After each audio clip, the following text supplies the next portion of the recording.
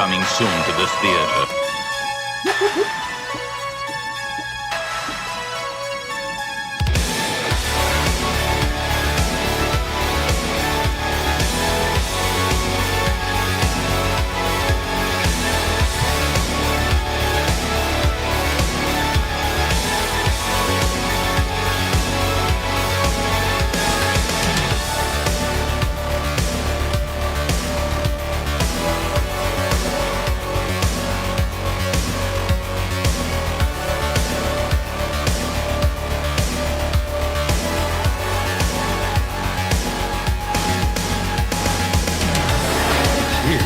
It's alive. It's moving. It's coming this way.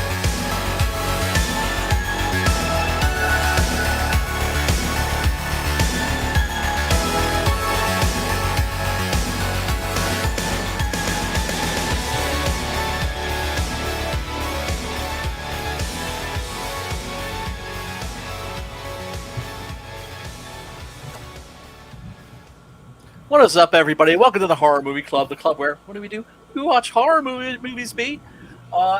Just so you know, every week we basically designate a horror movie that we're going to watch. It's always something that is deliberately not behind a paywall. That is so you can actually watch the movie in advance, or if just from listening to us talking about it, you think to yourself, hey, this is a movie I want to check out. Guess what? There is a link below in the description where you can click on it, and it will take you to a free, unedited copy of the movie. It's usually a link to something like Tubi or Plex or Peacock. Tonight's link is to a pretty decent YouTube rip, although I think the sound could have been a little bit better. You know, if I were you, I would actually like maybe spring the extra like $3 just to get like the Amazon Prime rental. But then again, that's me, and your mileage may vary. But yes, tonight we are also having on Ben Fuselier. Wait, hold on a second. Let me have Ben on. Ben, did I just fuck your name up? Yep. A little bit. You were close. Yep. You were very close. Okay. It's Fuselier. Fuselier. Okay. All right. Right. I mean, you know, I don't know why I'm apologizing to you because, like, I'm sure you get Fusiler, like, all the time. 99% of the time. But I'm one of those people. I got a funky name, so I always try to be like really careful to try. At least, here's the thing: I make it an attempt. Is that people don't even bother like trying to pronounce your name correctly. That pisses me off. That's part of why I just go by Fusebox. There you go. There you go. And then, of course, we got your boy, Matt. What's going on, my brother, man? What's up, man? Just chilling. Just had a birthday a few days back. That was pretty fun. Yes. Got some brewskis at the beer store. Yeah, man. Richard Embry's making me a shirt. Nice. Help me promote my new book, Hell War. So I can't wait for that to come out. And yeah, man, just been working on my comic and some other stuff too, you know about. So. Oh yeah, for sure. We got some shit coming your way. Pops, what's going on with you, brother, man? Okay, all right. No news is good news. No news is good news. It's all good. But yeah, Matt, once again, happy birthday to you, brother. Yeah, man. dude. Thanks, dude. And I can't wait Oh. for Hell War. I am excited for friggin' Hell War. I can't wait just to read the damn thing and also get behind it and promote it and everything. And that last illustration you did, man, congratulations. You are leveling up, brother, man. Thank you, man. Appreciate Got it, man. No, I mean, look, you know, I call him like I see him. If you weren't leveling up, you know, I try not to give false compliments because, you know, it's not going to help me any bit, right? Yeah, exactly. You know, yeah. Your true friends will be ruthless with you. Yeah, that's what I think. Right? Maybe not sadistic. Right? Maybe not sadistic. Then they're having fun, right? Yeah, because then they're getting off on your misfortune. You know, it's like whenever I've seen a friend's work and it's been substandard or it's been bad or something like that, it doesn't make me happy. You know, it's one of the reasons I don't like listening to friends' music or reading their comics or anything like that, right? Yeah. Because it just makes me nervous. Because Right, I'm just right. like, it's like Don't fail. I I don't like it. it's like a high wire act. Like, don't fall, don't fall. And see, and for me, it's exactly the opposite. I'm like, go, go, go, oh, go, go, go. That's the right attitude. That's the right attitude. No, that's good. You guys got your own, Yeah, I mean, I want it to be good, I want it to be good first, and then it's like, if it gets me in that first, it's like Mike Barron says, it's like he uses that first page to reach out and grab you by the throat. And if your book reaches out and grabs me by the throat right away, then I'm going to be rooting for you all the way through. And, it's like... You got to get them in the first 5 pages. Minimum. Yeah, I think so. That's why my 6-Gun Gorilla book was better than, like, the Boom 6-Gun Gorilla book, because I gave you some 6-Gun Gorilla, like, right on, like, page 3. Yeah. And like, the other one gave you, like, a gorilla, like, on the very last page. And it's just like, what the hell? Wow. Just like, right? What? Talk about false advertising. But anyway, folks, we are here tonight to talk about 1979's Prophecy. Not to be confused with The Prophecy, which is from, I think, 90 something? 97? It was 90 something, right? 90 something. So 90s. Yes. Oh, so 90s. Yeah. And that was originally titled God's Army, and was retitled The Prophecy, like, literally, like, right before it was released in the theaters. It was like a last minute. They're both pretty good names, but Prophecy just has... No, they're both pretty good names. Yeah, I would just... Yeah, well, I mean, Prophecy is a little more ominous. Yeah. Right? As opposed to The Prophecy, but whatever. Right. And we did The Prophecy on this stream, which is a fucking awesome movie. Yeah, I love that movie. Yeah, dope. It's one of those movies where every time I see it, like, my admiration for it kind of grows. I was supposed to go back and watch, like, the rest of them. Like, I remember watching bits and pieces of the other ones, but I haven't yet gone back and watched those. And there was another movie called Gabriel that was pretty decent, like in that Fallen Angel genre of horror, like Legion. Oh yeah, It was an Australian one, I think. I think it was called. I think the lead actor played Spartacus, if I'm not mistaken. On Stars with Sam Raimi. I think he passed away. Yeah. But it was a pretty decent movie. I remember it being a pretty decent movie. It had like swords and martial arts and fallen angels and shit. Yeah. I'm a sucker for that shit too. I'm a sucker for that stuff too. But Ben, dude, if you want to drop the link for your book, please do, and we should take a look at your campaign. Now, I read the first Outlaw Nights and I really enjoyed it. So looking forward to the next one, man. Absolutely. Yeah, my biggest issue has just been exposure. Not a lot of people know me. That is the problem that most of us have. That is the biggest obstacle, actually, that we just have in general in indie comics, is just getting people to know that we exist. And that means putting yourself out there. Been happy to see that that Crystal's actually been putting herself out there. Crystal McGee. Yeah. Right? Have you noticed? Like, she's been on a lot of streams lately, and she's actually on camera. I'm just like, way to go, sister. It's like, but it's like people have to kind of... they need it... Because it's not just that they're investing in your book, they're kind of investing in you. Yeah. In a sense. Pops, can you load up that link? Because I'm having trouble just clicking on it and... Oh, yeah, I can do that. Thanks, okay, yeah, okay. Next time, put it in the private chat so we can just grab it and drop it my bad. No, it's all good. You're good. I got to go to Brian's channel to grab that. Yeah, real quick, I wanted to do a little weekend horror thing. There's actually really not that much going on, except I noticed that I think Nicolas Cage is going to be appearing in Dead by Daylight. For those of you that haven't played that game, it's basically like your slasher movie, and you're either playing one of the slashers, and they got the licenses for a bunch of them, right? Like, you can play Pinhead from Hellraiser, you can play Leatherface from Texas Chainsaw Massacre, you can play Freddy Krueger, all of those characters. and I actually recommend that game. Basically, you go around trying to catch people and put them on meat hooks. So that's always fun. A bunch of shit just hit me at once right now. Like I was going to tell you, I saw the Evil Dead, the new one, the remake. You know, I thought it was cool. I mean, I thought there was a little too much like forced like feminine leads in there and shit. Like they're always killing off the dudes, but it was still a dope horror movie. I don't like how they're always like you know in the remakes they're always using a female like lead, like picking up the chainsaw, saying like come get some. It's just like I wish they would do something different. That we did that already. Both movies are still dope, right? I did the monsters. I like the mother.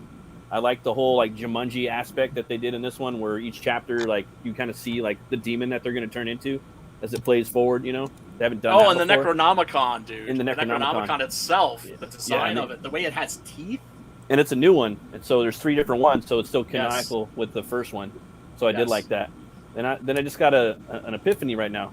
I would be totally down with the character Red from Mandy going into the Evil Dead verse and fucking shit up. I would be cool with that. As long as it's him going in there, his character, the lumberjack, you know, in that time period. Fuck it, I'd be down with that. Yes. Well, here's the thing. A lot of people have been... I think a lot of the reviews I heard of Evil Dead 4, they were really euphoric at first, right?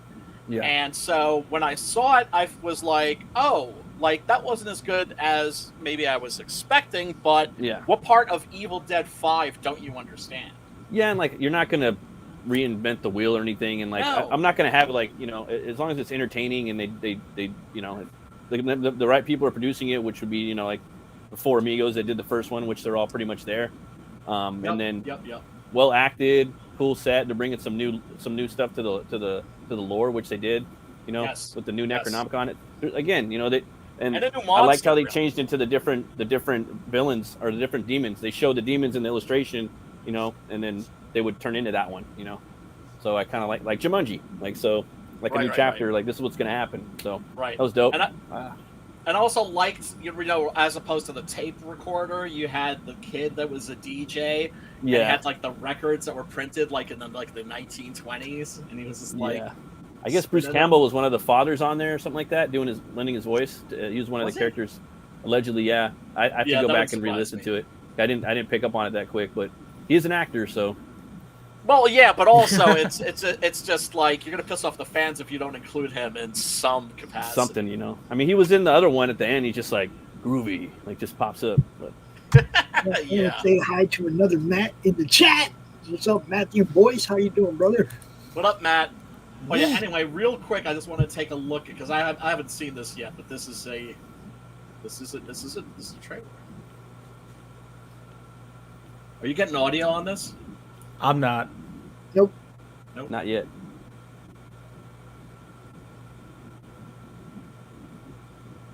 No. Okay. Nope. Let me. No. All right. Let me do something else to secure that, and in the meantime, let's take a look at the new campaign for the new Outlaw Knights. Let's see here. Yes. So Ben, tell people about Outlaw Knights and why they should go check it out and why they should back it.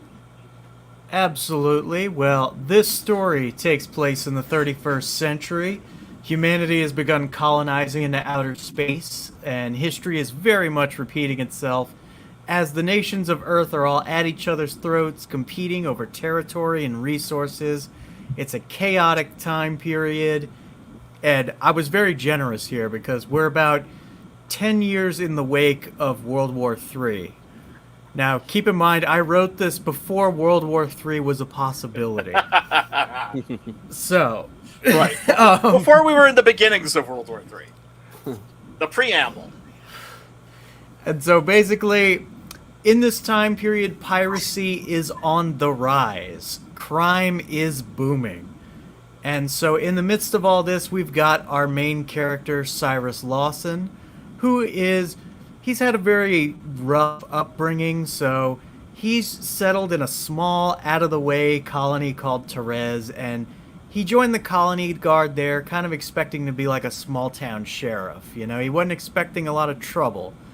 But right at the beginning of issue 1, that dream was ripped right from under him as the pirates of the ship Hazard invaded his settlement looking for a special piece of data that's leading to a treasure everybody has their eyes on.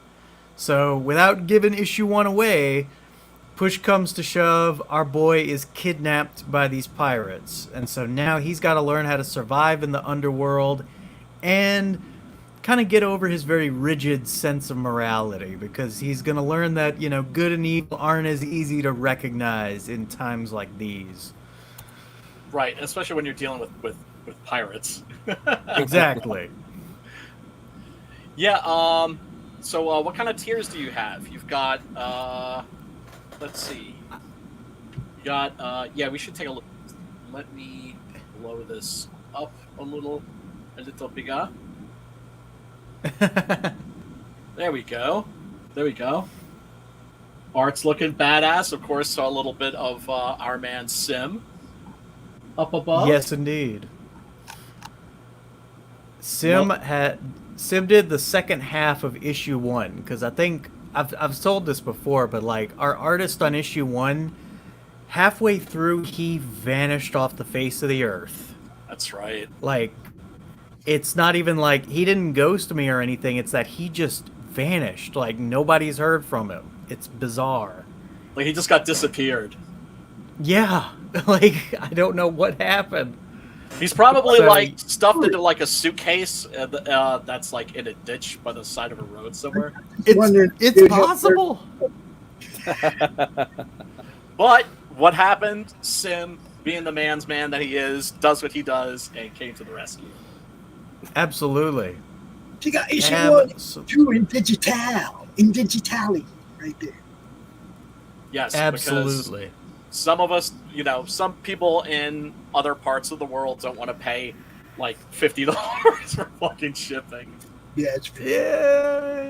Yeah. And it's not there yet, but give it another year. I mean, I think right now to Australia it's like 26, 28 or something like that. Oh God. Yeah, no, it's insane. So yes, Germany. You get, naturally, if you're doing a second issue, you want to make sure that people can always get the back issues. Oh, absolutely. Yeah, we need to spread the word of Outlaw Knights to every corner of the earth. Preach the gospel. Word. And this is on. Is this on Fund My Comic? Yes. Excellent. And I tried a Kickstarter campaign last time around, and then right in the middle was when all the controversy about Kickstarter kicked up. And so it was just great timing. Right, and you don't want to get you don't want to get canceled. You don't want to get canceled in your anti-cancel culture scene, do you? And yeah, I fucking said it. I said it. When you've got cancel culture in your anti-cancel culture scene, you done fucked up, son.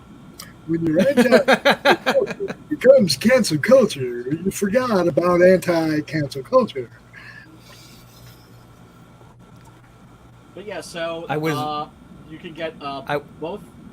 You can get both of them in a single package. Yes. And that's a limited 2-for-1 special right there. That's where you can get both for the price of one. And we only got 30 of those available, so get on it. Get down on it. Get down on it. Yeah, grab that, folks. And also, this is always an important thing for me to emphasize. It is so easy to create an account on fundmycomic.com. It is so not a hassle. Because I think some people, they just want to go with what they know, because it's just like, well, they already got an account. All they have to do is just click a button. It'll take you less than 5 minutes. It'll take you maybe 90 seconds. Oh, yeah. No, I really like the setup on the website. It's very convenient. Yep. Yeah, I mean, I closed down my 6-Gun Gorilla campaign on Indiegogo, and we'll be relaunching on fundmycomic.com sometime, hopefully, in the next month or two. Probably 2 months or something like that. Nice. And what else you got? What other? You saw posters too, right? Yep, we got a few poster tiers there. How long is that campaign for, man? Right now, we're looking at about 39 more days. Okay. Cool. Asterisk. Excelente. Very, very good. Pops, we should run the trailer? Okay, I could do that. No, let's see. This trailer is brand new.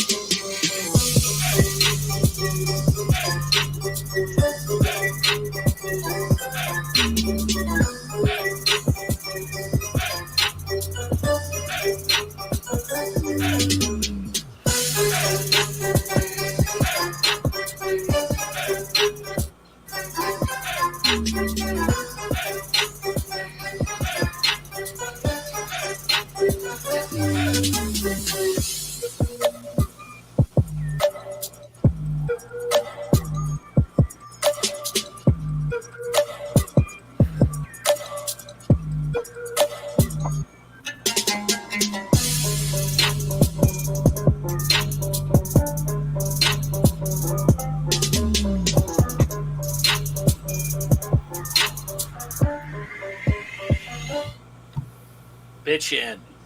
And, okay, I'm just going to say one thing. I got to say one thing real quick. As a Uh-oh. promoter, okay, some people listen to our shows while driving their cars. And all they heard there was some music. You got to give us a voice. Tell us the story. You got to give us something, man. Because not everybody... Look, I got a friend in the madness that's blind. I didn't think about that. Yeah, he can't see it. All he can do is hear what you tell him, and that's what he buys stuff based off. You know, I mean, he can't see our little videos, man. He gets the book and he gets it real close to his face, and he can see it. But you know what I'm saying? It's like, you know, some people are driving in their car and they're just listening. That never occurred to me. You know, give us a voice, give us something. You know, and that's just, you know, stuff that everybody pretty much finds out over time. It's not like a critique. It's just like, Right. you know, reach your whole audience. I mean, you never know if somebody's got time to watch this on replay. Oh yeah, I mean, it's not even a question of busting balls. We're always giving each other feedback on our campaigns, and people are always like pointing things out. People, you know, will point things out to me like, oh, you know, you should have a look at different image, blah blah blah blah blah. Like, you know, we were trying to help Crystal last time with her webpage, and it's looking better now, and she's got herself out there. But yeah, folks, go check this out. I read the first issue and really enjoyed it. I got another question though. What's he drinking? What's he drinking, Ben? Oh, that's whiskey right there. What Space kind of whiskey. What brand? It's a futuristic brand. It's 1,000 years. Oh, it doesn't even have It's Fuse Box Bourbon, yo. That's what it is. Come up with a name for it, bro, because people are going to want to drink. Yeah, no, seriously. To know, right? I wanted to know. Yeah, no, it's cool. Now you need shot glasses. You need Apple Night shot glasses. Yep. That's the first time I've gotten a question about the liquor. It's always been about the sci-fi elements. Everybody's always asking me about the mechanics. Right. And here we have it also in the chat it's Matt again, I think, but they also have a book on Fund My Comics, Sector 7. So while you're over there checking out this one, check out that one. Absolutely. Everybody, like I keep saying ad nauseum, Luke built a canoe. Time for us all to grab an oar. Dude. There's some great stuff over there. What can you say? You cannot beat talent. Wherever you can find the talent and you want to buy the books, you buy them. Yes, and because fucking Indiegogo. Living the dream, brother. Living Yeah. the dream. That's what I always say, right? Yeah, everybody go check that out. I got that clip of let's see, of Nicolas Cage in Dead by Daylight. Let's take a look at that. Because I'm sorry. Oh, yeah. Here's the thing. It's like, how funny is it that Nicolas Cage was like a joke almost for a while because of all the crappy movies he was making. About a decade or so, right? Yeah, to like pay off the IRS. Yeah. And now it's like he's the man. Now he's Christopher fucking Lee. it's crazy. There's nothing. Just keeps rolling on that. He'll be fine if he develops that. Most definitely. But if he, come on, man. He's done good movies and he's done bad movies. Mm-hmm. Yeah, for sure. But I mean, damn, man. Between Andy, what up, Sam? Damn. We were just talking about you, brother, man. More. Let's take a look at this. Imagination. It can shape the fabric of reality, transforming everything you may think you know. But as with any power of such magnitude, it's unpredictable. At first, I thought it was all a cruel joke. So I don't understand. Well, we'll obviously find out whether or not you're playing Nicolas Cage as one of the killers or if Nicolas Cage is one of the survivors. Right. Or maybe both.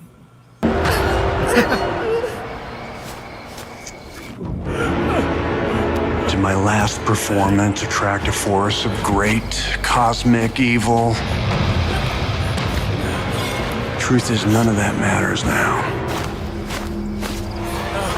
Because even after all the death, decay, and darkness, I still remember exactly who I am.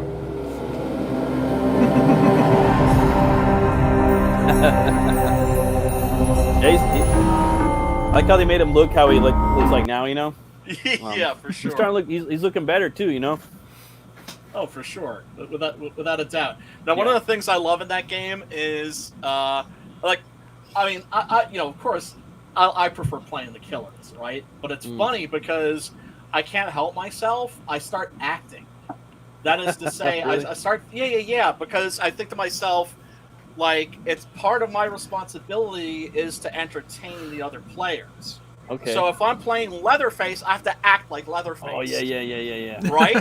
And so if somebody gets away from me, I don't necessarily go right after them. I go, right? You start going crazy with the chainsaw and everything. With the sound, with the voice and everything, right? Oh, yeah. Although the best is Michael Myers. Because basically what happens is you have to fill up this gauge to get like the superpower. And the way you fill it up is by just standing there and just staring at motherfuckers. So people will be like trying to like fix these generators. That's like how they advance in the game. And then suddenly they'll look over and they'll just see me just standing there, not coming after them, just standing there, just staring at them. That's so much fun, man. That's pretty dope. Yeah, man. Now I know Sims played the Evil Dead game. Yeah, I want to buy that, dude. That's like something. Hopefully, maybe that's something I want to play. I guess they have it online, and they have like a first person. So I'm gonna get it. I think they have it on PS4, so I still have that. And I gotta get that one. It's on my Steam. It's on my Steam like wish list. And I'm pissed off too because like Steam is having a summer sale and like all the shit I'm into is like, it's on sale. Cheap. I don't have any fucking money for that shit. Right yeah. God damn it. I hate that crap. So, tonight's movie is, of course, Prophecy. Let me bring up the poster that scared the living shit out of me when I was but a wee lad. Let's see here. So Ben, did you watch this? Yes, I watched it last night, and I was moved by the activism and by Italian men playing Native Americans. It was Armand Desante in red face. My boy Armand Desante. I am the law. I am the law. Yeah, well, he actually played Stallone's brother in 2 movies. He played in Paradise Alley, which is kind of a little known movie that Stallone wrote and directed and starred in. That's actually not bad.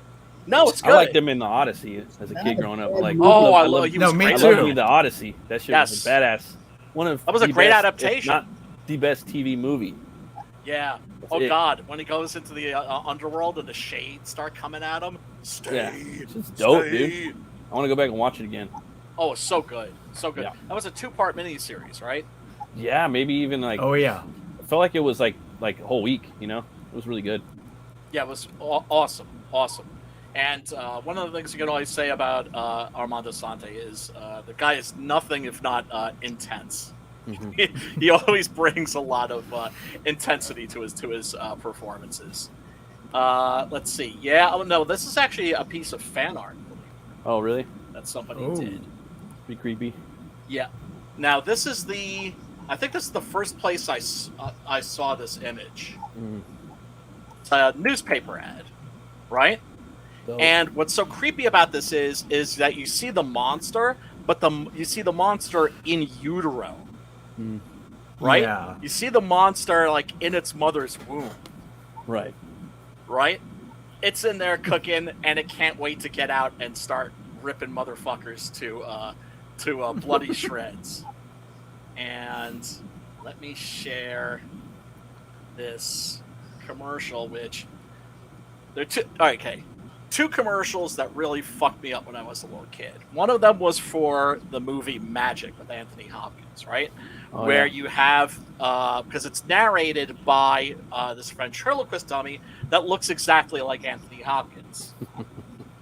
And he says this little rhyme, and his eyes roll back in his skull, and like that really messed me up. And the other one that really messed me up was this one right here. Check it out.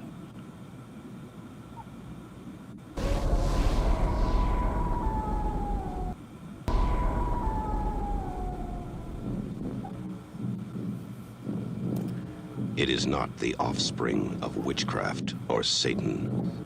And it's like you could hear its heart beating. It was created by man. It will grow to be 15 feet tall. It will have huge eyes, webbed hands, hooked claws. It will walk upright.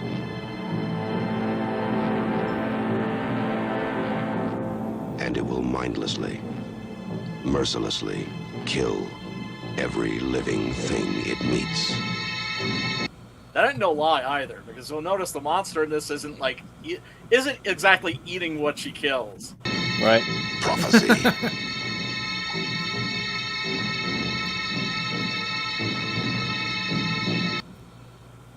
That's pretty cool. I see that as a little kid, and I'm just like, because there's not a single image right from the movie. It's just that. Yeah, less is more. Again, with the dummy, you know what I mean, with the Anthony Hopkins one. Less is more. You have a single image or two, maybe three, and then you have that good smoker voice or whoever it is, you know, delivering the dialogue. You know, and it has something catchy to say. You know, it's not Satan or witchcraft that's going to get you. You know what I mean? Yes, it's Mercury. Yeah, yes, it's Mercury menthol, right? Poisoning. Yes. Yeah. Which is used in the manufacture of paper products, which we print our comics on. So we're partly responsible for the horror and mayhem and the carnage that ensue in this film. It came out in 1979, right? So this is around the same time as Alien. Alien had been a really big success. So there was like this trend in Hollywood where they're like, okay, what we're going to do is we're going to take like 1950s style science fiction horror, and we're going to make it with like a huge budget, right? I mean, there's plenty of B movies that with big budgets that I can readily think of. RoboCop, for instance, right? That's a B movie with a big budget. Yeah. And Alien, of course. This was made for $20 million, which is actually the same amount of money that was made to make Star Wars 2 years prior. Man. Yeah. And, yes, I was talking before we even started that Stephen King really snapped on this movie. in this book right here, Danse Macabre, where he was talking about, he was talking about, it's a classic. Obviously it's really old, and it was written around 1980 or so, right? So it's dated. It's not exactly up to date. I always thought he should do an updated version. But it's also very much of its time. It tells you where his head was at that time, because he'd just become famous. Carrie had just come out and all that stuff. And he said that Dawn of the Dead was a $2 million movie that looked like a $20 million movie, and that Prophecy was a $20 million movie that looked like a $2 million. And I can't deny that. That. Right? And not that that's necessarily a bad thing. I mean, you've got John Frankenheimer as the director here. John Frankenheimer is probably best known for The Manchurian Candidate. That's like his great classic. I remember seeing that name. Like that's a pretty big name. Yes. He ended up, unfortunately, his last film was that horrible 1996 remake of The Island of Dr. Moreau. That's what it was. Yes. That was, the one that Richard Stanley had written and was going to direct, and then left the production, was fired from the production on day 3. And so they literally just called John Frankenheimer up, and we're just like, you want to direct this movie? Mutated animal monster. Yeah, well, I mean, surely. Right, but it's just okay, well, when do we start? We're already a week into production. Right. I actually enjoyed that movie as a kid. I liked it a lot. I seen that in the theater. Me too. But I'm sure, I was pissed. Did you see the comic book that came out not too long ago, probably about a year or two ago?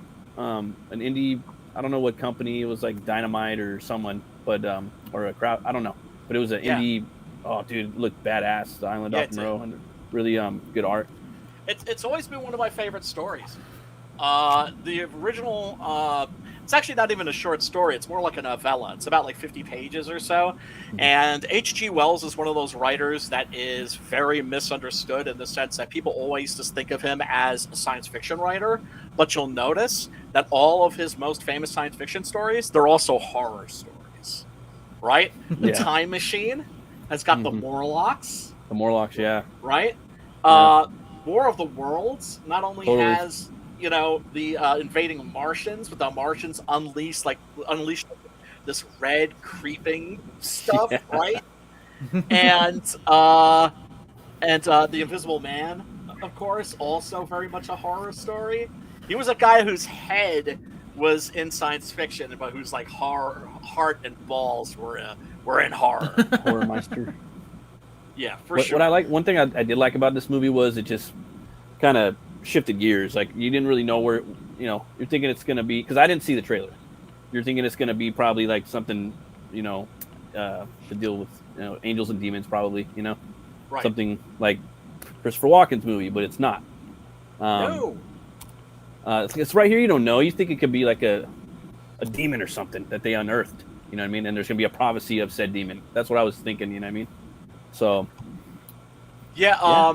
The very opening of this is interesting, because all you see are these lights that are sort of bobbing. Mm-hmm. And tell me, doesn't this sort of remind you a little bit of the scene in Alien where they're exploring the alien ship? Yeah, a little bit. Yeah, a little bit, right? And next thing you know, these guys are just booking through the woods, just hauling ass, and you see something that you. As far as I know, it's the first time anybody did this, which is to say attaching a camera to an actor and having them running along, like a thing that Spike Lee and other directors kind of popularized in the 80s. So I could be totally wrong. I'm not just saying it's the first time that anybody ever did that, but it might be. Right. So these guys are looking for a group of lumberjacks who have disappeared. And the hound dogs are just going crazy, and they lead them literally off a cliff. Yeah. And so they have to rappel down. And one of the fellows just ends up hearing a lot of screaming. And so what does he do? He wins the Darwin Award. He decides to rappel down and see what's happened to the guys. Who hears screams, blood-curdling screams he just heard like a few moments before. He's going to rappel down in the dark to a you can't see the ground with this flashlight from the top. It's like he's going to rappel down. He don't even know if this rope hit the ground or not. Okay. Yeah. Now, right. Now, I'm not saying I would not rappel down there, but I'd only be after dropping like 4 or 5 fragmentation grenades. Yeah, that'd be pretty dope. That's some Batman shit, though, Brian. It's like, in the dark like that, you can't see branches. You don't know if your boots are tangled up on something. Nothing. Yeah. You can't do that in the dark. Yep. You know? I mean... Sim, real quick, he says, The Island of Dr. Moreau is awesome. Yeah, it is. We're talking about the short story. The movie was not great. No, I think the movie, the 96 version was shit. If you want to see a fair version, check out the 1977 one with Burt Lancaster. That's okay. But the great one you got to see is Island of Lost Souls with Bela Lugosi and Charles Lawton. We should do one of those soon. If we can.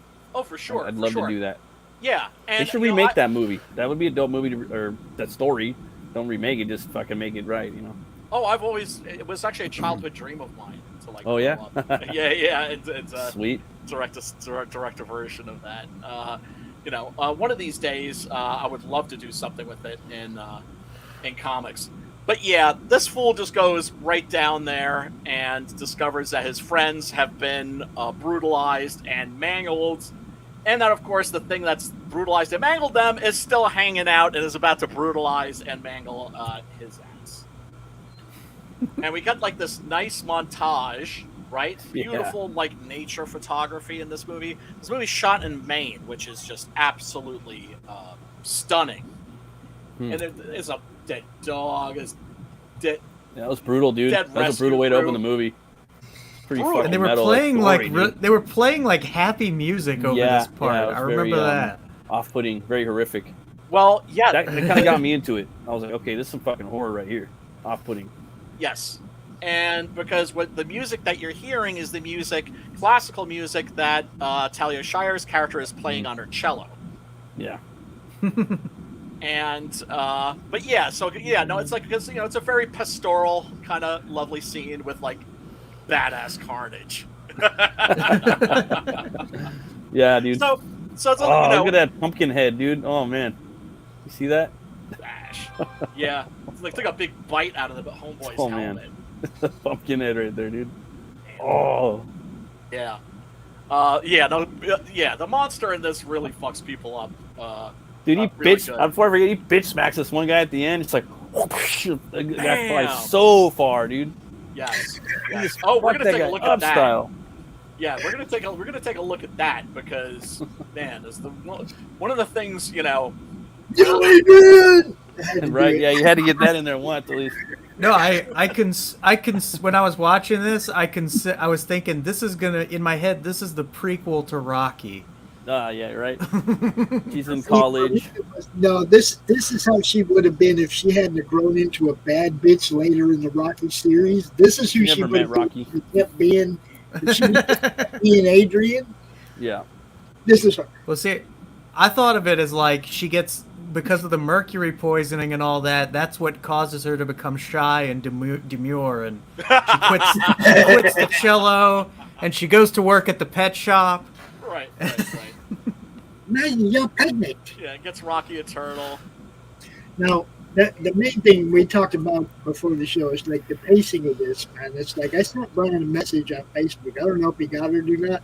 Yeah. And I said, man, this shit don't pick up. I'm gonna fall asleep, man. I'm not gonna be awake for the show. I don't think it's boring for a second, but I will agree that if it lost 15 minutes, that if this was like 88 minutes long, it would be the shit. Yeah, man, or if the last 40 minutes was the whole movie. I mean, if they made the whole movie... No, it's not the whole movie, 40 minutes would have been cool. But it is supposed to be a 50s style monster movie, and so naturally you want to see the monster. and hopefully you see the monster as soon as possible. So, Talia Shire's character has discovered that she's pregnant. Her husband, Robert Foxworth, is what I would call a actual justice warrior. Like, you know how today we have the social justice warriors? Yeah. Right? These are people who are really, really liberal, and their idea of activism is they sit on Twitter all day and put people on blast and cost people their jobs, call people's employers up and say things like, "Are you aware that you have a Nazi working for you?" Oh, no, hey. I know. No, I don't have any Nazis working for me. So this guy is, let's face it, a little pompous, a little self-righteous, but he's a soldier, right? He's an actual justice warrior. He's down in the fucking ghetto, cleaning up rat bite wounds on like little kids in like rotting tenements. So he's somebody that really gives a fuck, but he's also like hyper political to the point that he's told his wife, like, I don't want to have any kids. Why?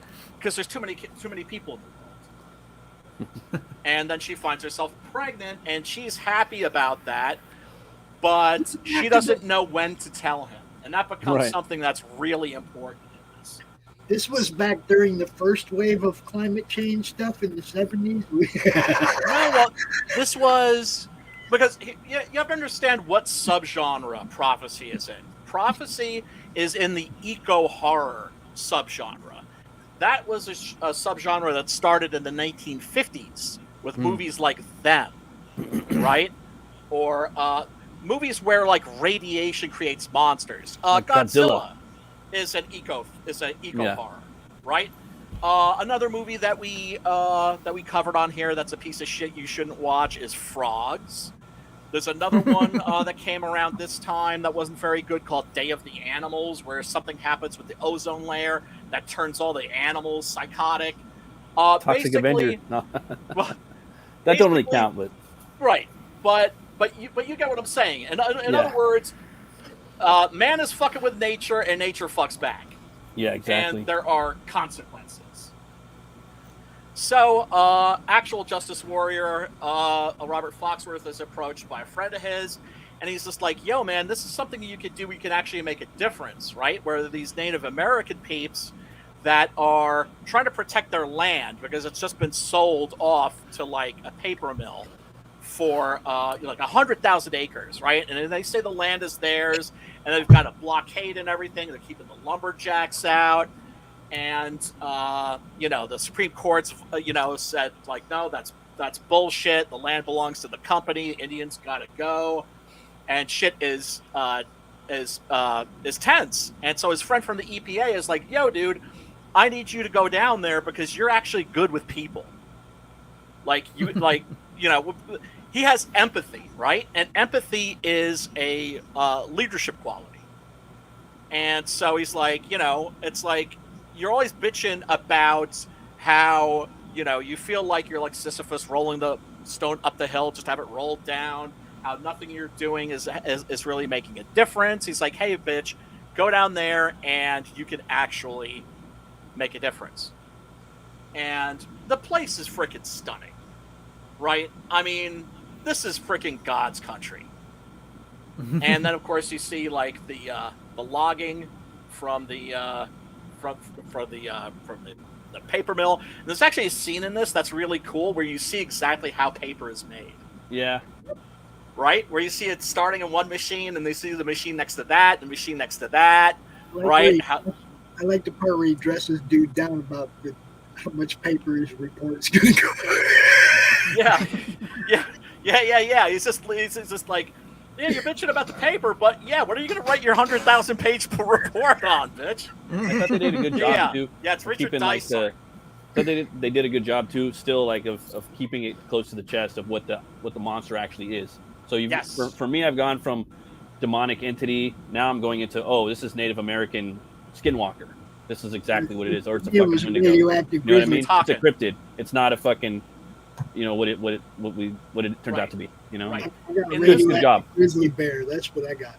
Right, because in the poster and the newspaper advertisement and the trailer, you have no idea what that thing is. Yeah. I didn't know what the fuck it was. I just thought it was a little monster. Yeah. Even when I was watching it, like when they get to the scene when they're talking about, how it affects fetuses, for the rest of the movie, I thought the monster was like a mutated baby that like grew and all that. It was only after I was looking it up on Wikipedia, I'm like, oh, okay, like it looked like a bear, so it is a bear, okay, like. And when they found the baby, I thought it was a wolf at first too. I wasn't sure what it was. He was standing up, crossing through the water. That was when I got the grizzly bear look. It was like,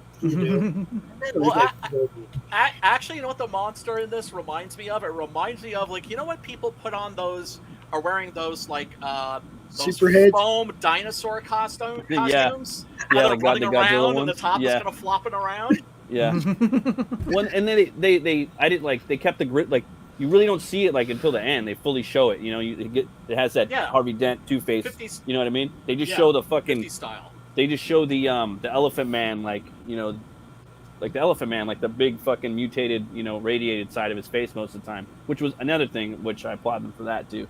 And this part, when he goes over to look at it, I thought we were gonna get something out of this. Like he's gonna go look at the dog, and we're gonna get something. And what do we get?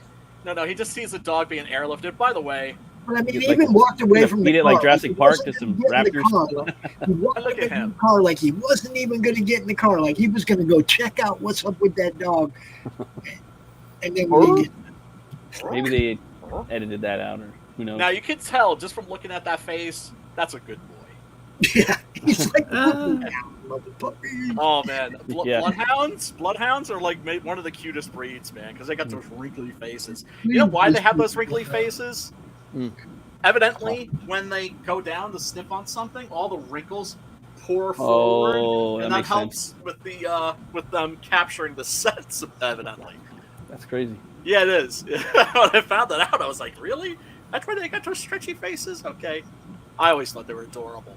So Richard Dysart, you might remember him as the Doctor in John Carpenter's remake of The Thing. Yeah, that's right. He gets his arms bitten off. Yeah. While trying to administer CPR. Most brutal, one of the most brutal horror deaths. Oh, he bit it the hardest in that, I think. Yeah. Oh, man. Yeah. So he's talking about, like, he thinks that, there have been these disappearances. He thinks that maybe the Indians might be responsible. But either way, the Indians are using it as like a way to scare people off. They say it's this creature called Katahdin, which is described as being a combination of a bunch of different animals.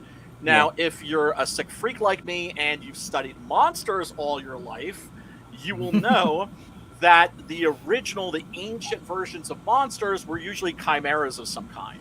That is to say, they were different pieces of different animals sort of welded together. Yeah. And this creature appears to be something like that. And there's a scene where Robert Foxworth is describing fetal development, how at one point the fetus looks like an amphibian, then it looks feline, how it looks like it's going through all these like evolutionary stages. So they go to check things out, and they got a little house for them to stay at, and they are blockaded by the Native American peeps. And then of course we get Armand Desante, who's very good. Axe fight. No, and we get Mitch versus Chainsaw fight was dumb. I'm just saying. Look, the only thing that's better than an axe chainsaw fight is a chainsaw versus chainsaw. Right. Well, that's what I'm saying. It's like an axe versus chainsaw is like a knife versus a gun, dude. It's just. Oh, I would take the axe any old day because the fucking axe isn't going to run out of fucking fuel. You're not going to be walking. Oh shit! Yeah, I'm going to step right inside that axe swing where all you're hitting me with is your arms, and I'm going to be cutting your legs off with that chainsaw, dude. Well, here's the thing. It's like he doesn't understand when they get into the chainsaw axe fight that what you got to do with a battle axe is you have to keep it moving, right? Yeah. That's the case with all really heavy medieval weapons. Was you're basically going. Yeah. The momentum. Yeah, it's all about the momentum. You let the weight of the weapon do the work. All the work. For you. Well, I mean, the dude swings the axe down, you sidestep it, you chop him all up with your chainsaw, dude. It's like, you don't block it with the chainsaw, you sidestep and chop it up. It's like, come on. You blocked it like 10 times. I'm like, come on, man. You guys, neither one of you know how to fight with these weapons. Will you stop? No, that's because they're not weapons. They're fucking tools. They're fucking for chopping down trees, not for chopping down farmers. people. That's still a weapon to me. That's why people are just like, oh, I don't need a battle axe or a fucking warhammer or anything like that, or a sword. I got a baseball bat. Baseball bats are for hitting baseballs, not for fucking killing people. When you use it to assault, it becomes an assault weapon. Yes, no, it does, but it's not designed. I would much rather have something that's actually designed to fuck people up. Is what I'm saying. Surgically. Let's take a little peek at that. I don't get the point. What are you trying to prove? I am the law. The point is not to be intimidated. Like neither one of them really want to fight. It's like they don't really want to fight. You know. So yeah, now the Native American peeps don't trust these white people. Gee, well, I can't imagine why Native Americans wouldn't trust white people. That's just completely that's a baffling one right there. I don't think they cared so much about the two passengers. He said it straight up, no lumber vehicles. No lumber. He didn't want nothing to do with that lumber company, those lumber company dudes. Right. Oh, right. You know. Right. And so Richard Dysart gets his goon out, gets a bunch of his goons out, and tells them to cut down the trees. Robert Foxworth, actual justice warrior, is like, yo, wait a minute, tries to fucking stop to it. Cut him down. Why are you going to cut down the tree? Just take. Oh, come on! Take him down! Wait a minute! Wait a minute! Here we go. Now it's on, baby. And it's on like Donkey Kong. Why didn't we just hit him with that? Probably because he doesn't want to go to a federal prison for murder. Yeah, they're just playing. That was kind of has to, right? Basically in a push fight, right? Well, you see, that's the reason I never understood fist fights, because it's just like, wait, so I hit you, you hit me, and then we get pried apart? It's like, no, if you hit me, I'm going to assume that you're going to be trying to kill me, so I'm going to try to kill you. Exactly. Let's do that over.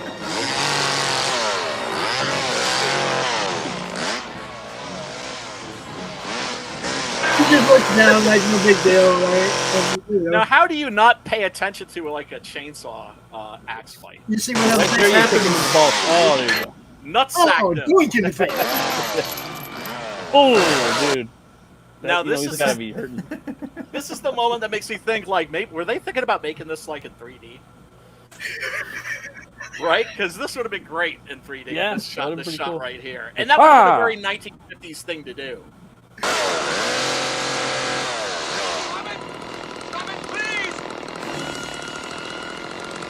And he's hanging tough. Now, if you're wondering how they shot this with a chainsaw right next to his neck, they just take the chain off. Chain off. Yeah, and that makes them. Open the chain. That's how people do juggle chainsaws, for instance. It actually looks like they have like a belt on instead of a chain. If you look at it right now, Right. Open it! Open it! God damn it! What the hell does it prove anyway? That they're murderers. No, it doesn't prove a damn thing. Now open it. No. Right, but his people give way, and so he ends up being defeated, which is something that unfortunately his people are very accustomed to. Is getting fucking stomped on, kicked in the balls by the white man. And just generally treated like shit. So Robert Foxworth and Talia Shire, they go up to this little this quaint little cabin that's just freaking beautiful. Has like one of the most beautiful views you could possibly imagine. I mean, look at that. I mean, Nice. come on, that's freaking God's country right there, man. Pretty much. And then you got a close up of the Winchester, and of course, as Chekhov said, Chekhov's rule: if you show a gun in Act 1, it has to have gone off by Act 3. I mean, come on, look at that. You guys just stepping out your front door and seeing that shit? Dude looks like a total rookie catching this fish, too. Oh, for sure.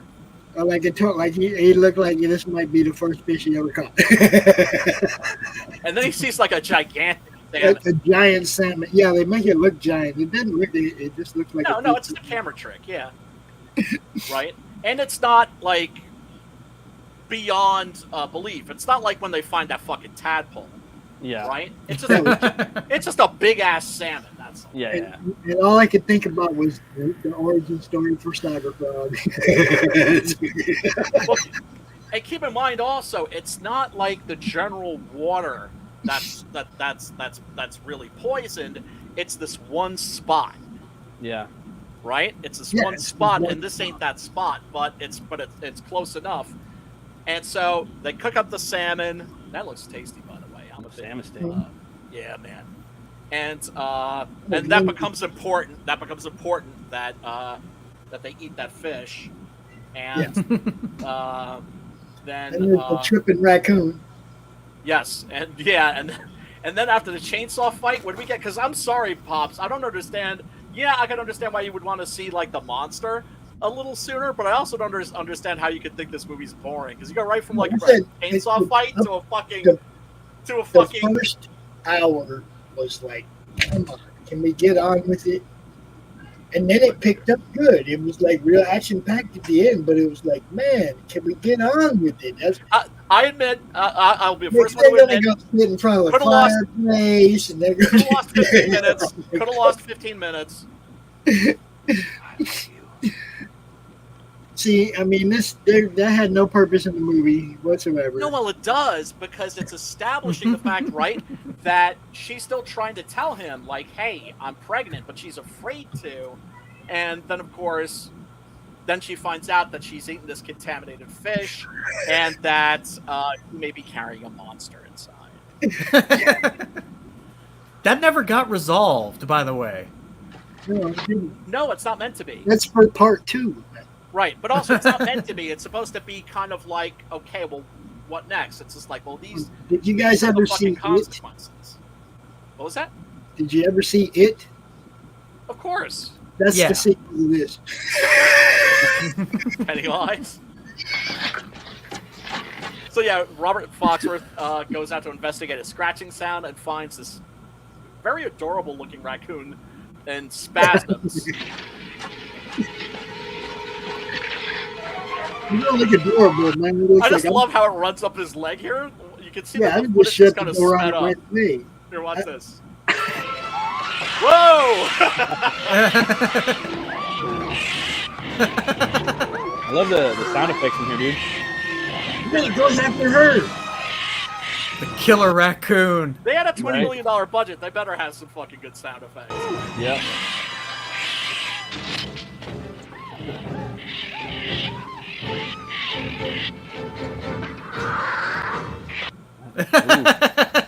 Everybody grab an oar. You got Pete on his ass.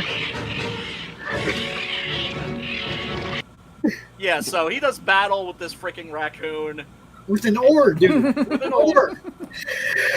No, I mean, that's all he had, you know? That's perfect, though. Everybody grab an oar. Yeah, man. Yeah, man.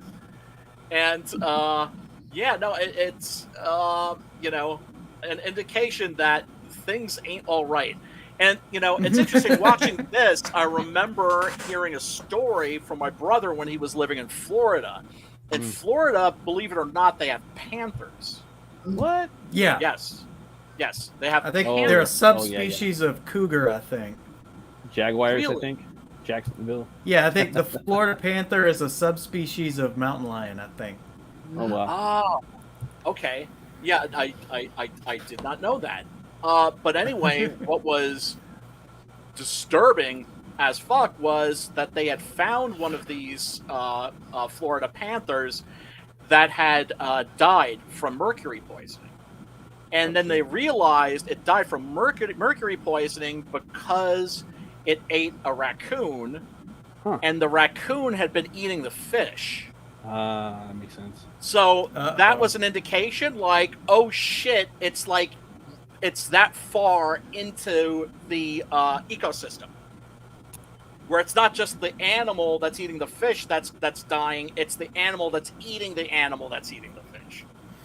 So, you know, remember, this is like the 1970s, and there was the environment was very much on people's minds. Yeah, that's what I said. That was the first wave of the global cooling phenomenon, where governments started talking about this, you know, like, global warming hadn't been really wasn't an issue at this time, but pollution was. We had 12 more years when I was a kid. 12 more years. Okay? Right. Oh, always.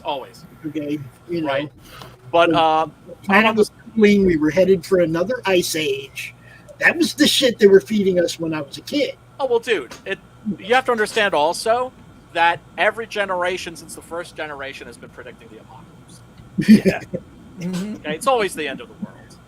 But Armando Sante's character makes a really good point. He's just like, what's your concept of the environment? It's just like, had it occurred to you that like we human beings like might be part of that, right? And you're right. It's just because the environment is us and it's being mangled. And he's talking about how people in his village, the women are giving birth to stillborn babies. In some case, deformed children. A lot of people are staggering and falling, and the white guys are saying, "Oh, it's because they're drunks." He's like, "No, it's not because of that." And so they take him to their grandfather's village, and they see that he's smoking a ciggy, and it's burned down to his hand. And Robert Foxworth notices this. And it's just like Talia Shire says later. It's like oh, like the burn is because of the mercury. It's like no, the burn is because of the cigarette. The mercury is why he didn't feel it. Yep. Right. I got a little meme for you, Pete. You want to see it? Yeah, sure.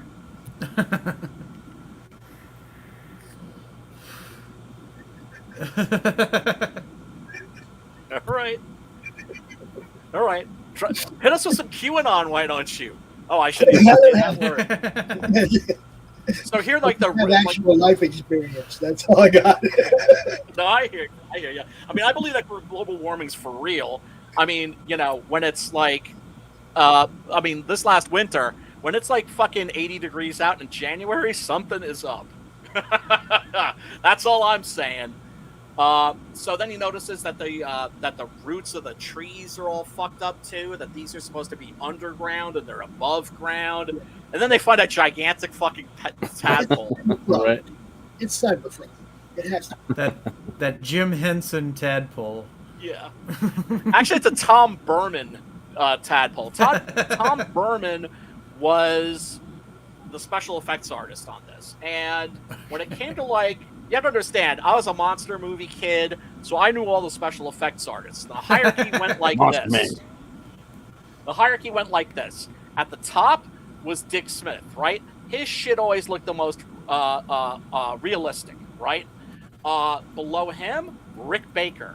Below him, because Rick Baker had been Dick Smith's student, and then Dick Smith's student was Rob Bottin, who did The Thing and RoboCop and The Howling. And then somewhere down that list, you got Tom Berman. So he wouldn't have been my first choice for this. I'm sure that he wasn't their first choice for doing the special effects for this. And I'm not saying I don't enjoy the special effects in this. I'm saying that he wasn't like the man. And there were certainly people that weren't quite as... John Carl Buechler, I would say, was beneath him. He was the guy who did Ghoulies. where like the special effects literally consist of just hand puppets, that rubber hand puppets without a lot of articulation, you know? Right. So, yeah, Mercury. he's just like, it's Mercury.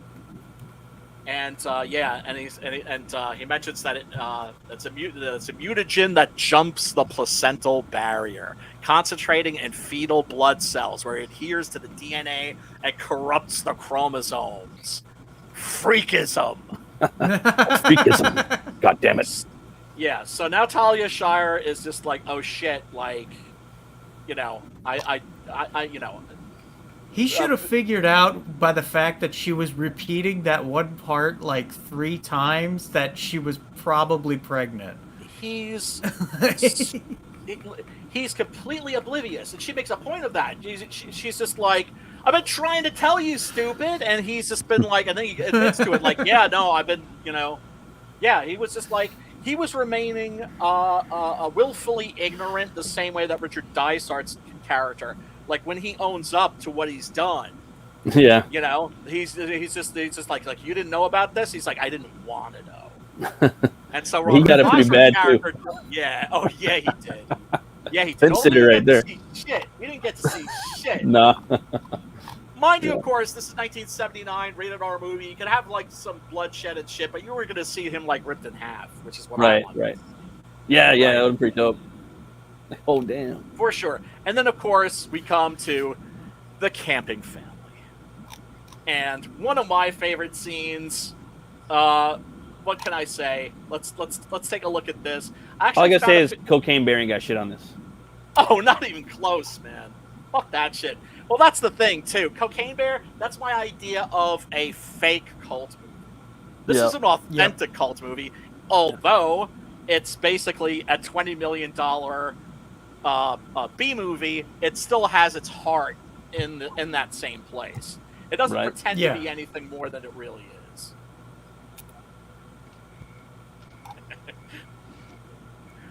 I'm snickering in anticipation.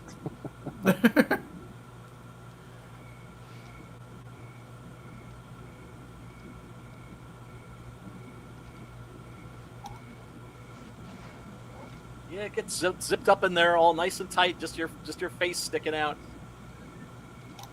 So you can bite it off. Nice and gift wrapped. I think it'll just bite your face. Yeah, so it's like a father with his daughter and his teenage daughter and young son, and they've decided they're gonna rough it. And when they're on the trail, they can tell that they're not digging it as much as they thought they would. I mean, I'm somebody who wishes he could enjoy camping. I really do, but I'm too much of a bitch. Like the mosquitoes and shit. Like when I'm outside, it's just like, no, I want to go. I want my bed and my air conditioning and my and my scent, and my plumbing too.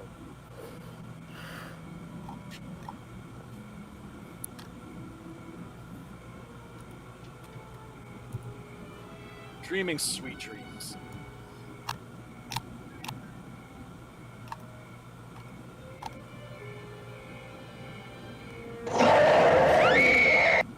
And that's our first look at the monster. So you don't know what the fuck that is. You can't tell it's a bear. Right, because it's like half of its head looks melted. Yeah. At the time, I thought it was a scream. Right there looks like a warthog. I thought it was a.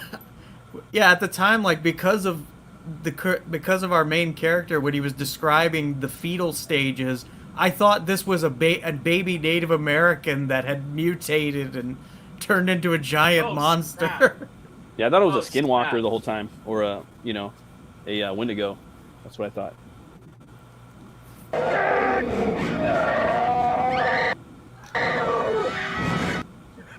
Here we go.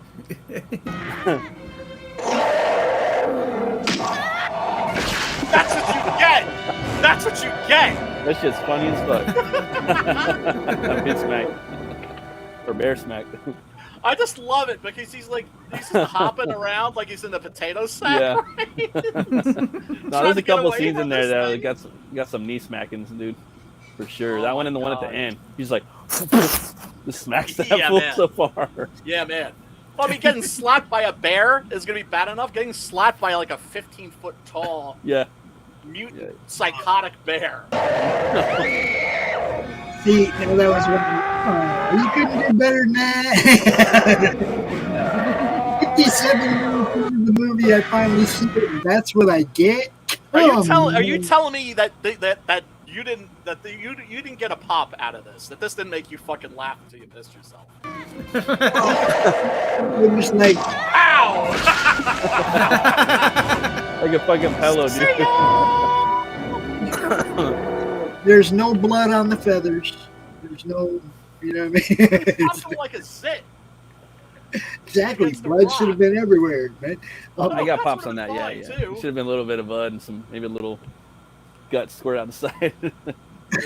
His head rolling around. Yeah, I mean... But no, my problem was, like you said, a $20 million movie, and it just looked like they ripped the fur off the face of a bear or something, Like, Tom Burman, man, I'm telling you, he was not the shit. He was not the shit.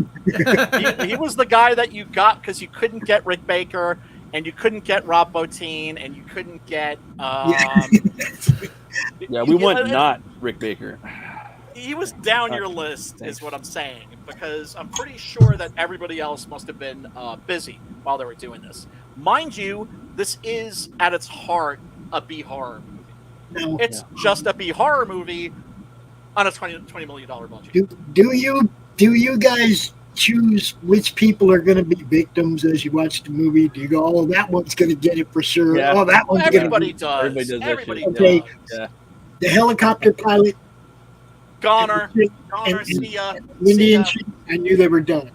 Okay. Oh, for sure. I knew they were done right from the first time I saw it. The helicopter pilot, it was like, oh, you're done. There's no way you're surviving because they ain't gonna have no way to get out of here. You're their ticket out. You're dead, man. That's true. For sure. Yeah. Because I mean that is part of the fun of these movies too. But that's also why the horror genres, as a low budget genre, works so great. Is when you don't have movie stars. Anybody could die at any moment. Right? If you put Tom Cruise in a horror movie, Tom Cruise is going to make it all the way to the end. Yeah, he'd be fucking riding the motorcycle up the bear's back and shit. Yeah, samurai fucking in there at the end. Yeah, man. So, then they discover, like, these... and this is a really disturbing scene. There's, like, a net set up by poachers. Yeah. And to catch just whatever comes through there, right? Salmon net. Mostly salmon, right? But it's considered poaching because it's just like, well, you're just killing everything rather than just like fishing, totally. Right? Bycatch. Right. Turtles and mutated bear babies. Yeah. So they find 2 mutated bear babies, and one of them is dead and the other one's alive. And it's making these haunting sounds. Yeah, right. It's just it's terrible, and like the Indian woman, Armando Sante's wife, is just like, just let it die. Yeah. Right. Yeah, and Robert Foxworth is like, no, this is evidence. Yeah. It's belongs in a museum. Dead though. Wouldn't it still be evidence if it was dead? Yes. Put it on ice or something. Yes. No, Ain't no reason to wait to see if it bites somebody. Like, tell you. I mean, they've got some big ass, claws in that motherfucker. Oh yeah, for sure. You see them chompers. Yeah, man. And I have to say that these moments, as fake looking as that puppet is, it's really disturbing. Yeah, you do feel for it. At least I really did. do. Like, oh, poor little baby. Oh man. And I thought it was a baby human at the time, so I felt even worse. Right? No, it's a monster bear. It's a monster bear. It's the Antichrist. Oh, yeah. It's the Antichrist. And this is the moment when Robert Foxworth suddenly realizes what's up. His character realizes, because he's looking at how his wife is looking at the baby. And that's when he kind of like starts to put 2 and 2 together. And and she says, explains to him that she's pregnant, And he's like, this nightmare's almost over. And she's like, no, it's not a nightmare that's going to end. It's just beginning because it's inside me. Yeah. And then she says something really quickly, like blink and you miss it. She says, like, this child, it wants to be born. I feel it, which is kind of ominous sounding. And we know that she doesn't really have the baby because she leaves that guy and gets with Rocky. And then but then the mercury poisoning lowers her IQ. By the way, Talia Shire, in case you didn't know, her real name is Talia Coppola. A lot of people also forget that she's in both The Godfather, Godfather 2, and unfortunately Godfather 3. Oh man! Why did they make Nobody should have made it to Godfather 3. No, definitely not. And so you get like these moments where there's like something rustling in the woods, and it turns out to be Grandpa, looking like a hippie, right, with the thing over his head. He let you think it's some stoner coming out of the woods, and then you realize it's the old dude, and it's like, oh man, oh peace, man. Right. Well, yeah, but it's a fake out, of course. It's a cheap shot, is what it is. I was looking for the woods, the hermit that nobody knows. That's the thing. Cheap shots are allowed in horror movies. Yeah, this is another clip from the Scream Show Blu-ray, because this is on Blu-ray. I don't own the Blu-ray, but I do own this, which, God, now I think of it as like almost 20 plus years old. This is the Crazy, huh? DVD edition. No frills, I got a lot of DVDs like that, man. Tons. Because what was great about these was these would come out and they would be like $10. Aren't those just like the best things? They are. You get these new TVs where you can see acne on everybody and their pores and shit. Yeah. You watch these movies, like when I first got my big high def TV, I started watching all the old movies or just anything, and like, dude, it felt like I was there. But now I'm so like used to it, I don't even. Right. Yeah. No, I mean, look, and I understand why some people like crappy old VHS versions of things. Yeah. I was there at the Alamo Draft House to watch a toe up 35 millimeter print of Lucio Fulci's Zombie that looked at it had been stepped on, like it had been like rolled around in like the blood and the cum and like the sticky soda, like that's just all the like just like New York Times Square and New York Times Square. Yeah, in that time, right? Yeah, and that was just funny because it's just like a bunch of people sold out, packed. All there to watch a toe-up print. I was gonna ask you, dude. I was checking. They have one over here. Do they serve? Do they got steak there? I don't know if they have steak. I know they got that pizza and burgers or pizza and wings over here. I've seen they have one in like downtown LA. But I was just like, I was thinking about checking it out. Oh, dude. Oh, first of all, seriously, I think I'm gonna base where I move on like the proximity of an Alamo Draft House. Huh. Wow. Okay. But because they'll show movies like this. Yeah, and then they'll show Indiana Jones or Barbie too at the same time. They got it absolutely. But they'll have one screen where they'll be showing this or something else, right? Oh yeah. And El Santo. Also, yep. I've seen it. They have him like painted on the wall. Like, I was showing my brother-in-law. I'm like, look, they got fucking El Santo there, dude. Yeah, because they're legit. They're the Alamo Draft House was created by people who are legit cult movie fans, right? Oh, okay. And so, like here, for instance, we're close to New York City, so we have all these special events where like directors will come in, screenwriters will come in. Paul Schrader actually showed up. The guy who wrote Taxi Driver. I missed that, unfortunately. But I've met a bunch of other horror directors, Coscarelli, right? And shit. Coscarelli, Gary Sherman, Joe Bob Briggs. Every 4 months would do a thing there. Man of the People. Sounds like fun. Oh, dude, it was my only like form of entertainment, and then you know, my mom got sick and then the lockdown and everything. And I've been back one time since, and for Shogun Assassin, which was the shit. And they pared down their menu. Like, they don't have the grilled cheese sandwich. That was like the bomb. The bomb. Yeah. That had like 3 or 4 different kinds of cheese and just you know, cooked in butter and stuff. Yeah. I make a pretty badass grilled cheese sandwich myself. Oh man, like that with a side of fried pickles was like the shit. Yeah, I saw that. They have fried pickles on the menu. Yeah. But the thing that you're gonna really love, microbrew. That is to say, yeah. They have a bar where there's nothing but microbrew beers. Yeah, that's my jam. And a chalkboard.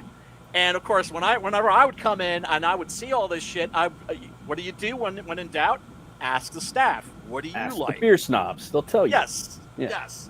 What do you like? And they'll break it down. Like, I really like that peach cider is really good. Yeah. Oh man, it's a jalapeno beer. I know it sounds nasty, but it's tasty. I'll try that. Fuck you up, little fire. Yeah. Oh man, love that. Yeah. Chili beer is good. I love hot beer. Yeah. Look, man, the only way that the Alamo Draft House could be even more like heaven on earth would be if they let you smoke weed.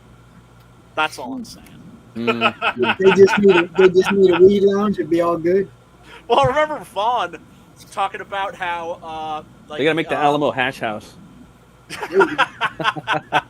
Well, because I think Vaughn used to live in Austin, where the original Alamo Draft House was.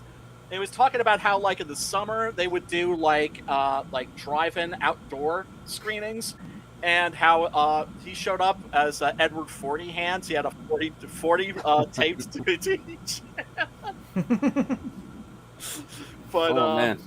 But yeah, it's the shit. I absolutely love that place. But yeah, let's check out. Yeah, I remember that. He came on. We were doing what was that movie that we watched? It was a deep Shockwaves. That one was pretty dope.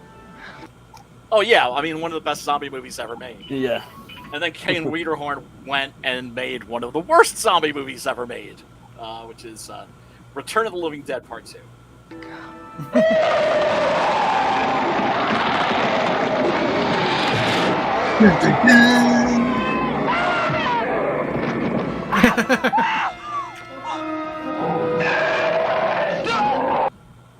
That dude gets suplex.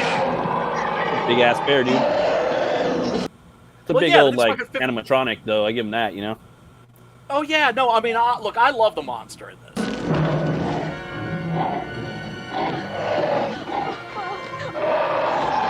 How you do that? Imagine that. Imagine.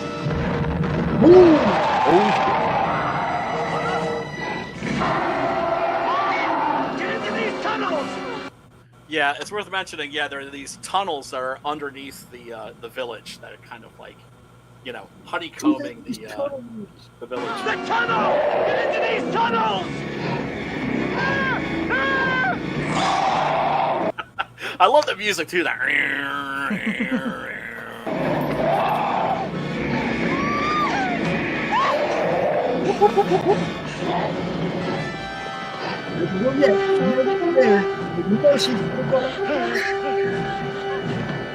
Yeah, like, feet don't fail me now. Helicopter guy, here you go. Helicopter pilot, he's their way out. Anymore. But he's not done yet.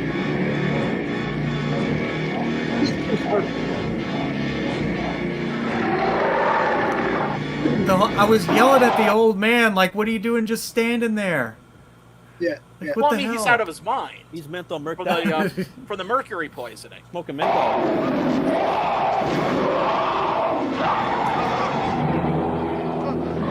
I love the growl. It's fucking terrifying. Yeah, the sound effects in this are great. Yep.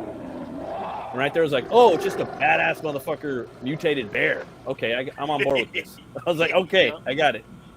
Right. But see, it's like now the monster is revealed. But I mean, to Pop's point, it's like an hour and 15 minutes into the movie. Yeah, I could get a little trimmy trim, like each scene. Be nice and sweet, dude. Right, like if this came in at like 88 minutes, it would be like perfect. Oh, dude, yeah, that'd be sweet.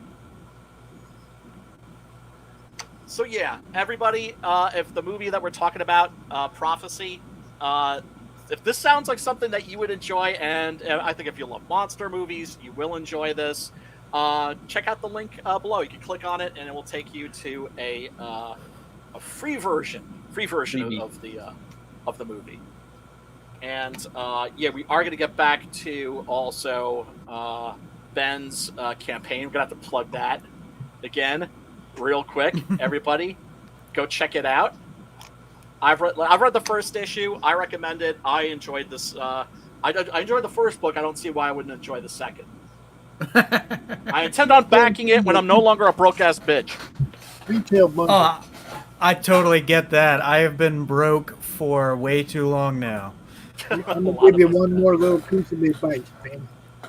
Your retail bundle, you retailers won't buy it at the same price everybody else is buying it. Okay. They have room to make money, or they're not going to put it on their shelves. So when you're doing a retail bundle, you got to cut a break on it. Okay? Well, I'm able to edit it. I can.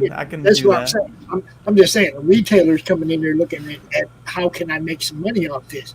If he has to buy it for $20, he'd have to charge more than you do. How's he going to make any money?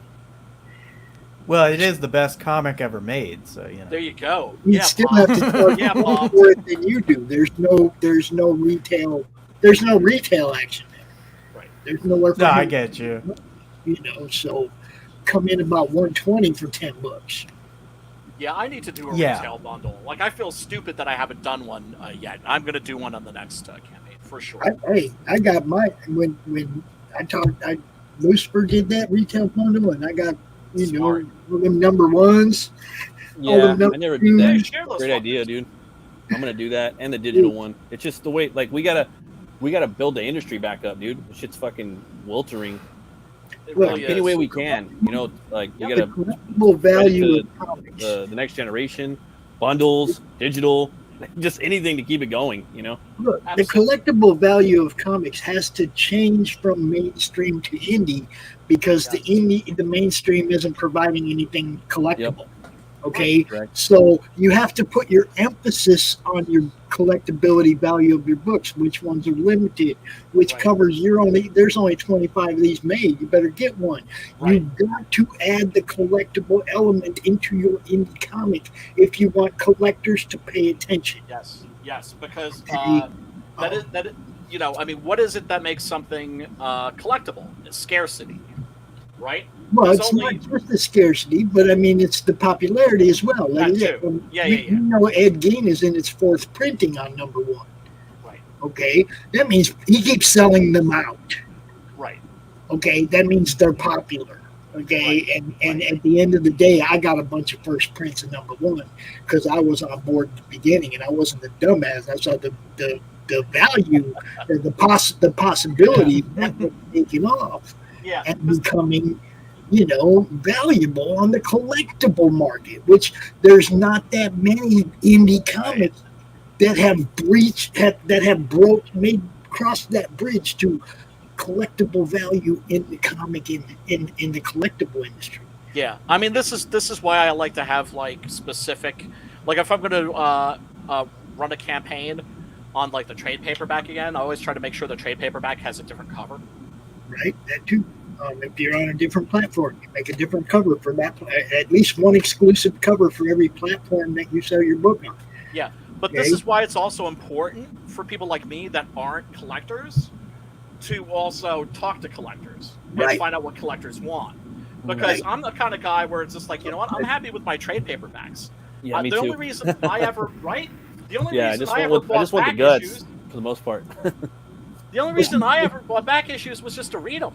Exactly. But see, it's the great thing about the trades is there's your reader. Now you get that floppy, and you don't have to pull it out the bag ever because you know you can get that trade, and there's your reader copy that you can read whenever you want, right? Yep. My problem with that is the people that only make trades. The collectible value in the trade, man, it is impossible to read a trade paperback and keep it perfect. and keep it pristine. It isn't possible because the corners start to fold up as soon as you start reading it. That's true. Yeah.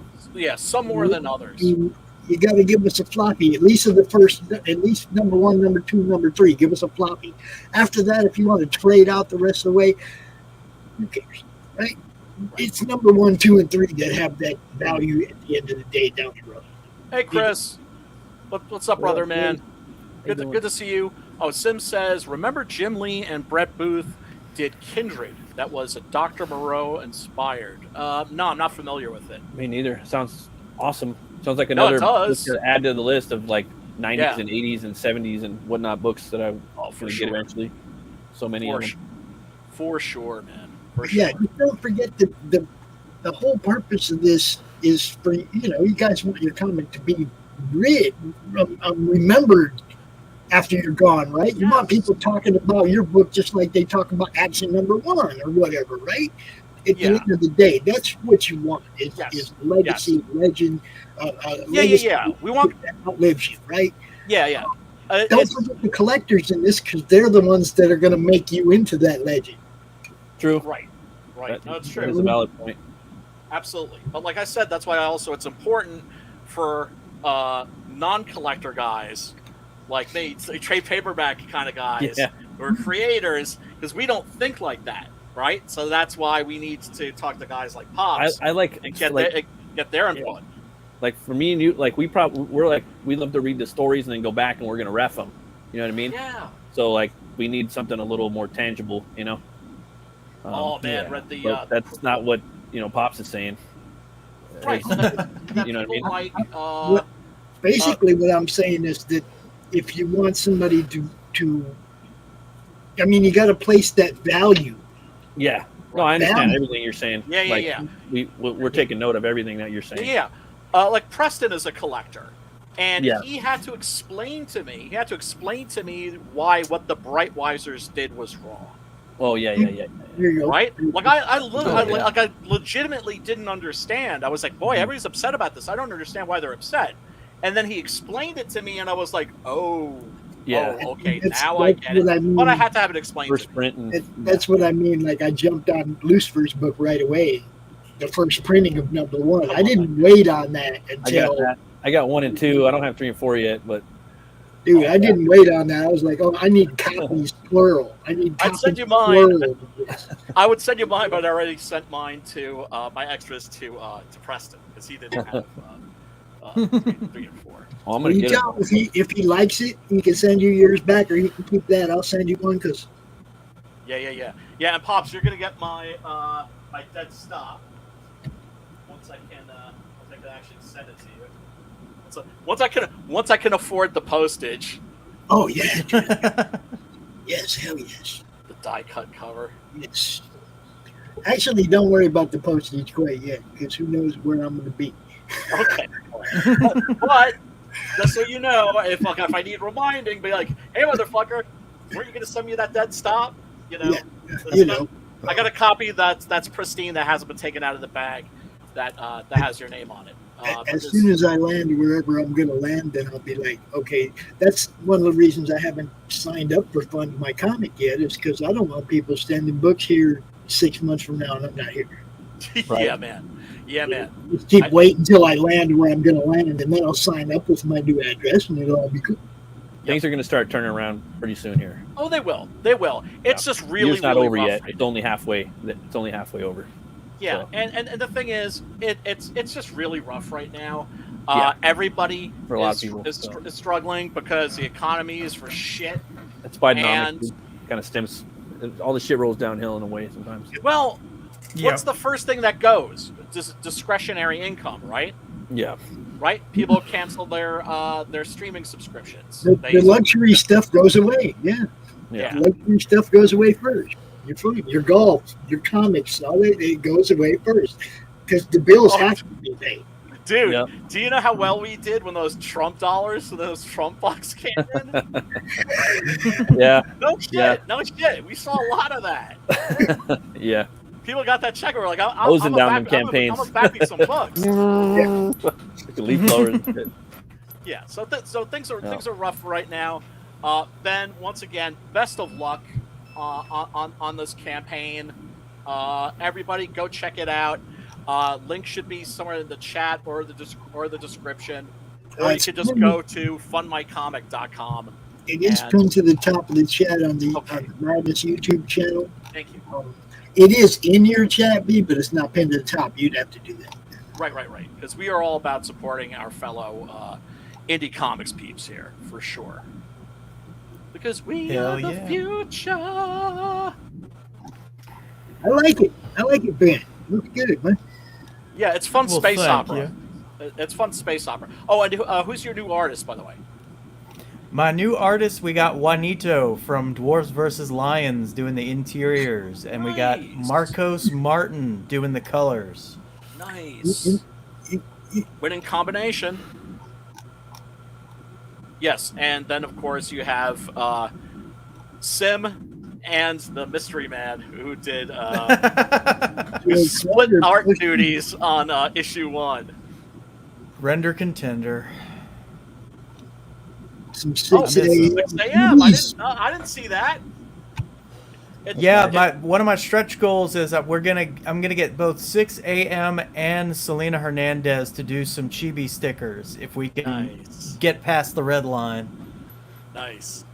Yes, 6 a.m. MC Mark Marianelli. I always refer to him as like one of the sleeping giants of of our scene, for sure. It all looks good, man. Yeah, it looks dope. And what I like too about his campaign, his book, it's got that fucking blue collar badass sci-fi. You know what I mean? Yes. High tech, low life. Yeah, that's what I love about Alien. You know? Yep. Fucking space truckers and shit. Yep. Absolutely. So everybody, go check that out. So everybody's final thoughts on Prophecy. I thought it was dope, man. We all agree that it could have lost some minutes in there. But again, what I liked about it kept you guessing. I like the bitch smacks that he was doing all the time. It was hilarious. I like the creature design, and I also like that the design of the monster kept you guessing on what it actually was. Okay, maybe it's a demon. All right, it's not a demon. Okay, maybe it's a skinwalker. Okay, it's not a skinwalker. Okay, it's a mutated something. What? Okay, it's a fucking big mutated motherfucker bear. Okay, I had to keep guessing the whole time until the very end, you know. So yeah, crank it up, full blast, the whole, solid darkness, watch it big screen TV. You're gonna have some fun. Yes. This is my favorite part of the movie right here. Yeah. I mean the climax of this. He does the Godzilla walk. He does the Godzilla walk underwater.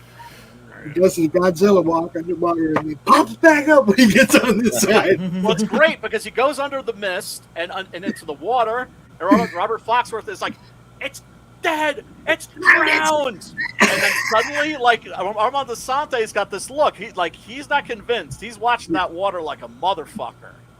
No. And then, bloop, bloop, bloop, bloop, then you see some bubbles. Oh shit! I'm also going to give some love to the wet T-shirt contest right now. Yes, I noticed that too. Yes. Hey guys, I got to peace out. Native American lady. I'll see you later. Matt, much love to you, brother. Tell people where they should find you because we're going to be wrapping up here. So then, of course, we can go check yo ass out. Yeah, you can find me on Twitter at RuneCutterComic, and if you guys want, you can check out my book, Butch Cleaver. It's a Gothic horror western about this butcher who gets killed, brought back to life by a voodoo curse. He's got the power to weaponize bone on a molecular level. And he's trying to use that power for revenge, reckoning, and redemption. Check it out, butchcleaver.com. And if you guys want, you can check out my channel. It's Metal Movies and Brewskis on YouTube, and that's the name. Pretty much, it says it all. Thanks, guys, for having me on. Again, it was an awesome show. I had a great time. I figured you'd get a kick out of this one. Fuse box again, brother. Drop the link real quick in the private chat, and I will share it. Drop the link to your show coming up right now in the private chat, and I will share it out real quick. Yeah, and I'll hang out in the chat or something like that, or or if you need a co-host or something like that. If I have the energy, I gotta get my fucking grub on real quick anyway.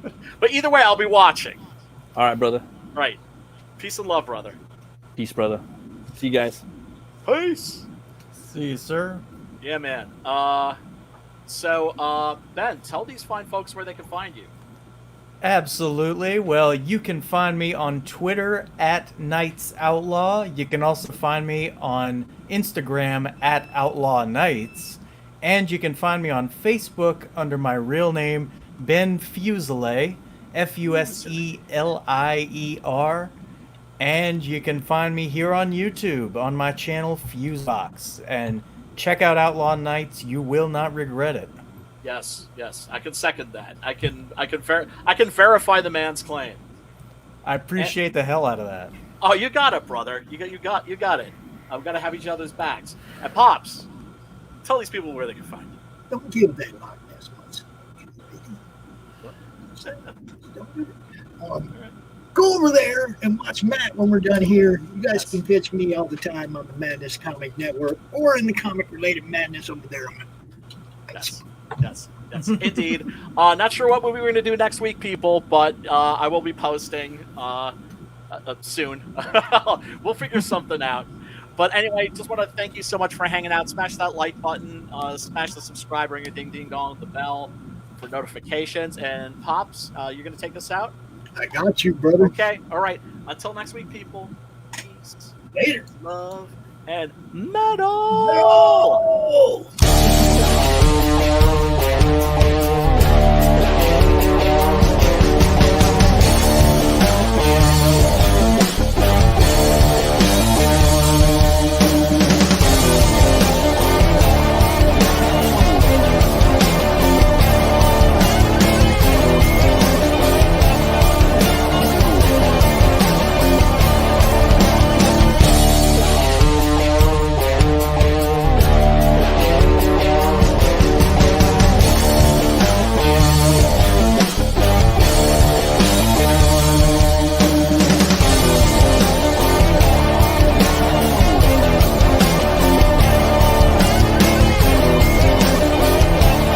Madness Entertainment Group presents the Madness Comic Network with original programming and additional comic-related content.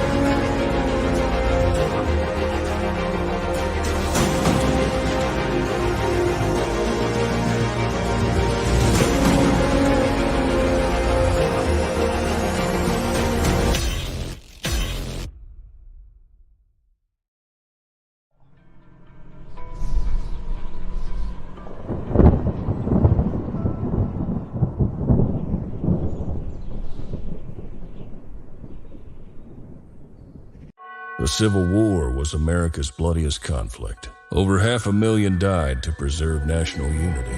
When the war ended, Confederates like Harley Brogdon headed west, shooting game for the Army and gambling. When a card game turns deadly, Harley shoots in self-defense, killing the card sharp who threw down first.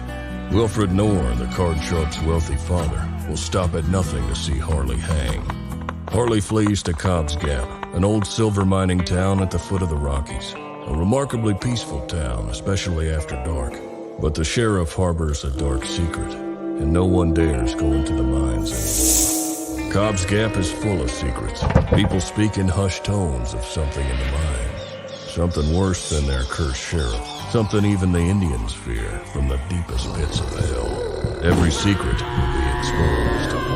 Bronze Star. Order your copy at bronzestarcomic.com.